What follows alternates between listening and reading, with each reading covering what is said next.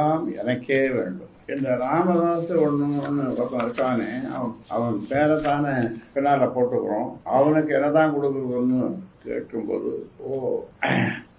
இந்த நிறுவனர் ராமதாஸா அவருக்கு கேட்ட சாதித்து உள்ள தொழில் பேரன் பேத்திகளோட விளையாடிட்டோம், கொஞ்சம் விளையாடிட்டோம் என்று சொல்ல கேட்டு நான் கேட்ட சாத்திட்டு என் உயிருள்ள வரை இருக்க முடியாது. ஏனென்றால் நான் அப்படி பழகி போறேன். என்னை பார்ப்பதற்கு வருகிறவர்கள் அப்பாயின்மெண்ட் நாளைக்கு வர நாளைக்கு வரணும், யார் வந்தாலும் பார்ப்பேன். நேற்று மட்டும் எத்தனை பேரை பார்த்தோம், தலைமை செயலர் சொல்லுங்கள் 700, நேற்று 300 பேர், இப்படி அவங்க வந்திருப்போம். அப்பாயின்மெண்ட்டும் கிடையாது. போன்ல பேசணுன்னாலும் இந்த தலைவலிகளை நானே எடுப்பேன், நானே பேசுவேன். அதுக்காக தான் வேற யாரும் சொல்லக்கூடாது.